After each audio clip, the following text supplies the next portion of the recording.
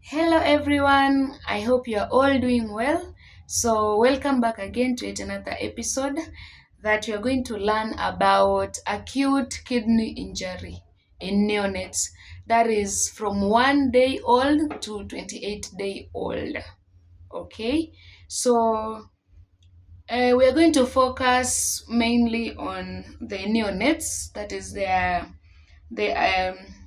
acute kidney injury, and we are going to check at the causes, the risk factors, and whatever that we will be able to cover in this short period of time. So, for acute neonatal kidney injury, it refers to the sudden decline in the kidney function that occurs between day 1 to day 28 of life. Okay, so it results in the inability to maintain the fluids, electrolytes, the acid base balance, and also impaired excretion of the metabolic waste products. And for epidemiology, like just to look about the kidney injury or kidney failure, mostly it occurs in about 8 to 30% of the neonates that are admitted in ICU. And most common, it's in premature infants, very low birth weight infants, and the critically ill neonates. All right. So, what are the causes? What are the causes of this acute kidney injury? So, a moment, I adjust this. Okay, that's better. So, I'll classify them into three, whereby we have the pre-renal, the renal, and the post-renal. And the most common, it's the pre-renal. This refers, like, okay, this is caused majorly due to the reduced renal perfusion, like the blood supply to the kidneys is reduced. So there is no kidney damage here. Here, the common reason or cause, it's because of reduced renal perfusion, and we are going to see where this reduction of the perfusion, it's majorly caused by dehydration.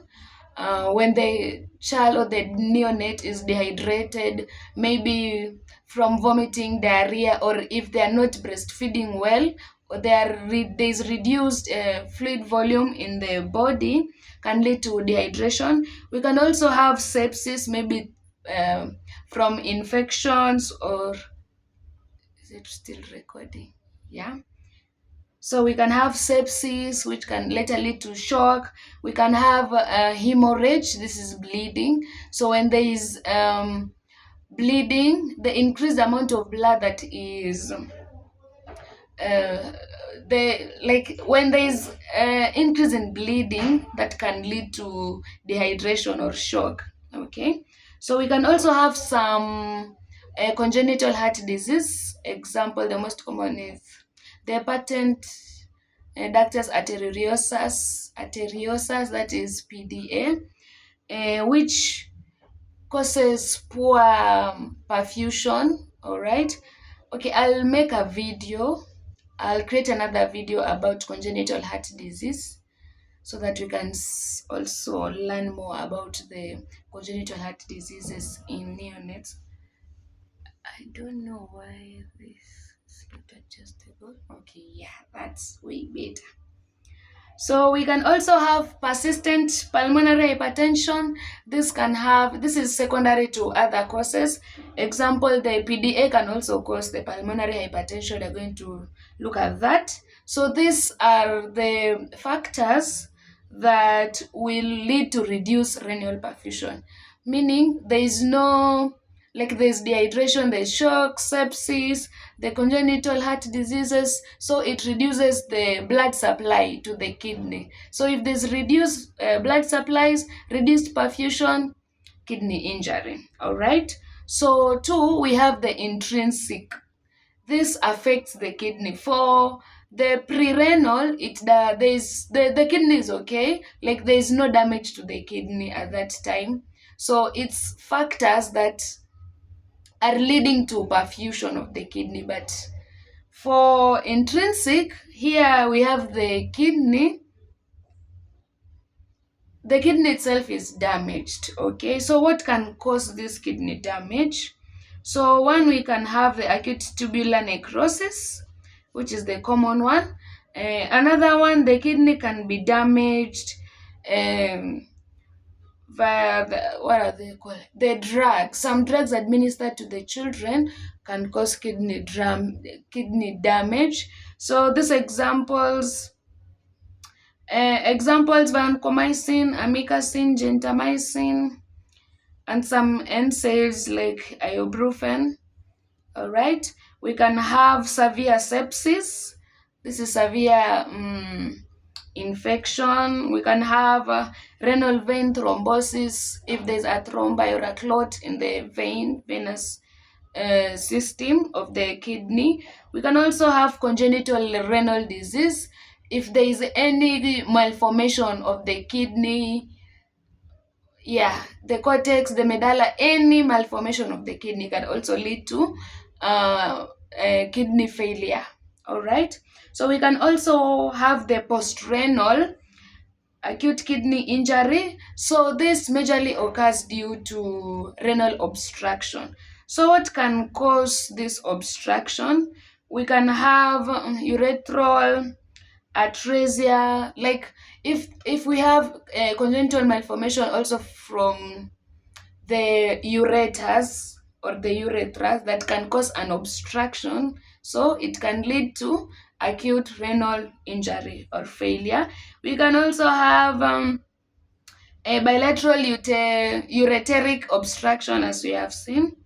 All right, then quickly let us go through the risk factors. What are the risk factors that can predispose one or a neonate to acquire the kidney injury, the acute kidney injury? Most premature babies, okay, let me call them babies for now, but they are neonates. So we can have prematurity, we can have low birth weight, birth asphyxia. This is also due to the reduced blood supply and oxygen, maybe after birth. Yeah, that can cause injury to the organs. All right, so we can also have mechanical ventilation. Sepsis is also another risk factor. Necrotizing enterocolitis, this is also another risk factor. Okay, I'm not going into too much details of these factors, because I think it's better if I create other videos so that if I link them up, you can have a better understanding. All right, so if there's also congenital heart disease, it's also a risk factor. And nephrotoxic medications, I've listed the medication that can cause the kidney injury. So yeah, those medications which can be toxic to the kidneys.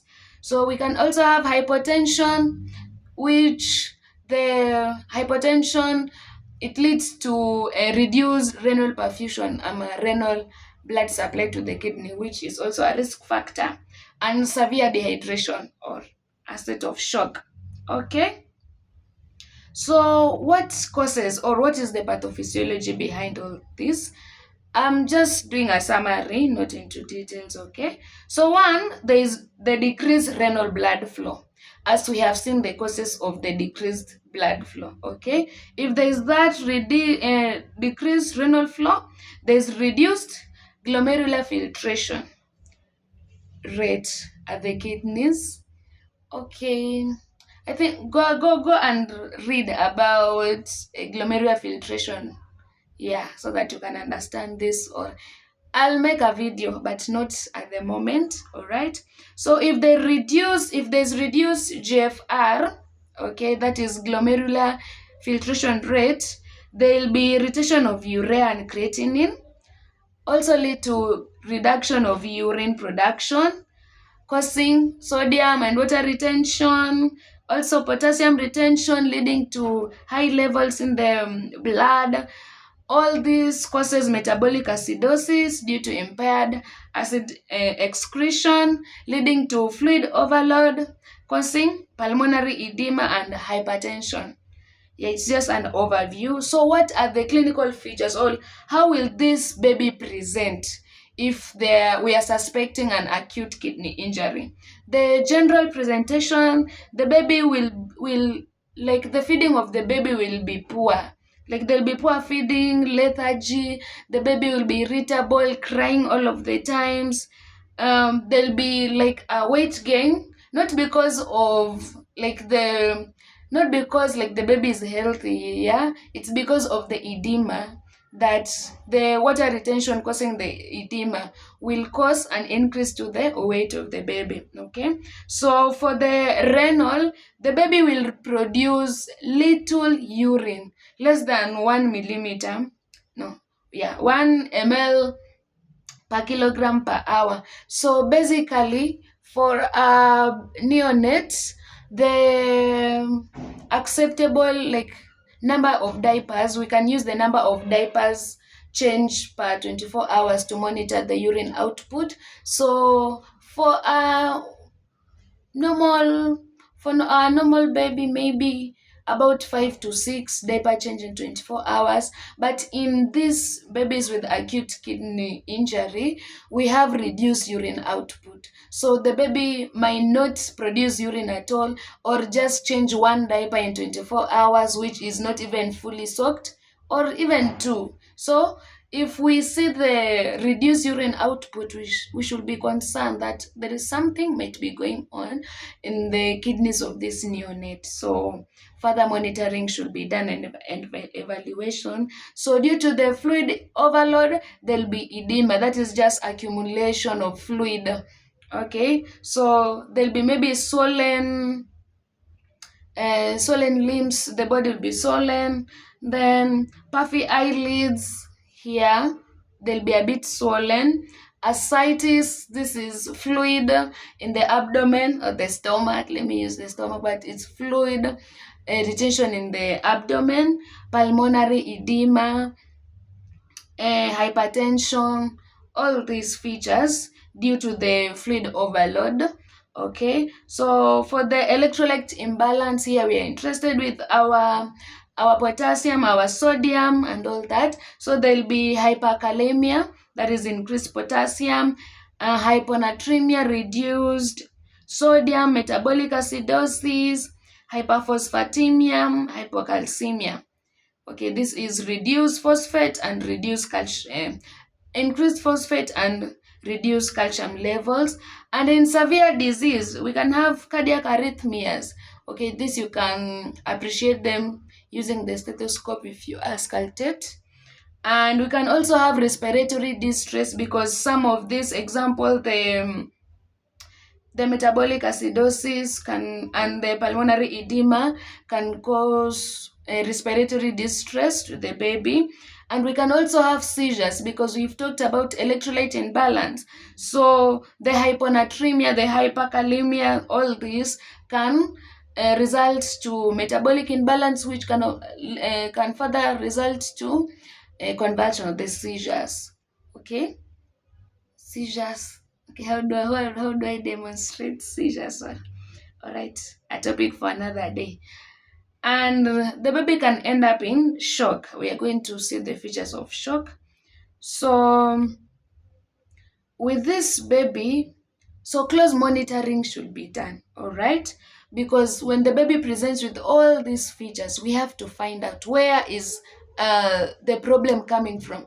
Is it pre-renal, that is dehydration, shock, infections, and all that due to the reduced perfusion? Is it the kidney which is having problems, maybe from infections, from drugs administered to the baby, or there is a congenital malformation that is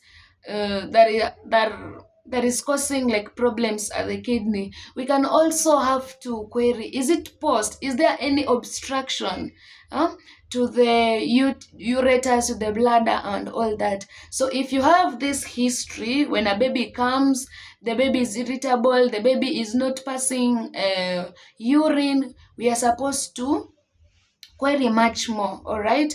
So when the mother complains that she only changes like one diaper or two diapers, we should be concerned. All right, because there is the early intervention that can be done if things are captured way early. So to avoid this, for the neonates, do not starve your babies. You know, babies are not adults, so feed them regularly. Do not like overfeed, but at least if it's breastfeeding, 3 hours apart.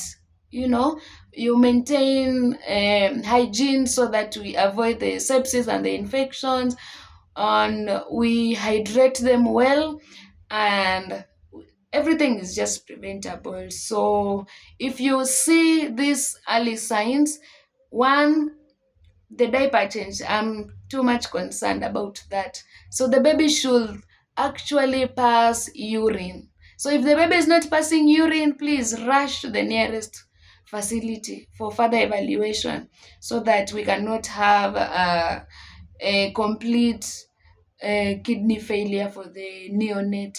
So I hope this has been informative or educative. So in our next series, we are going to tackle more about various things. I think for this week, I've been too much on the neonates, the babies, and all that. But with time, we are going to discuss more topics, and I welcome each and every one of you. If you have any questions, any concern, anything you love to know, why this happens this way, what is the cause of this, what is the cause of this other one, I have heard of this and I'm not understanding, please just drop a comment there down below, and it will be attended to. So kindly make sure you subscribe to this channel, support us, motivate us in this journey. So kindly subscribe, like, and share to your friends, colleagues, anyone you think needs this video. Kindly forward it, share the video. So unless there's any other question, I'm giving you some seconds to just subscribe. Take a minute to subscribe. Are you watching and you've not subscribed? Who is that? Anyways, kindly subscribe to our channel. So I think for our next session, I'll be doing more of the neonates, or same for the children or babies. Should we call them babies, children, infants, neonates, fetus, whatever? We are going to see the differences. I'll do a short video to distinguish between an infant, a neonate, a newborn, and who. Yeah. So that's all for today. Unless there is any other question from your end. Yeah. Is there any question before we call it a day? Yeah. So just to encourage the mothers, don't starve your children. Breastfeed the babies as much as possible. All right. Breast milk is always it's a cure of a lot of diseases. We talked about jaundice. Breast milk can also help that. All right. So see you next time. Bye. Don't forget to subscribe. Yeah. Yes, you. Bye.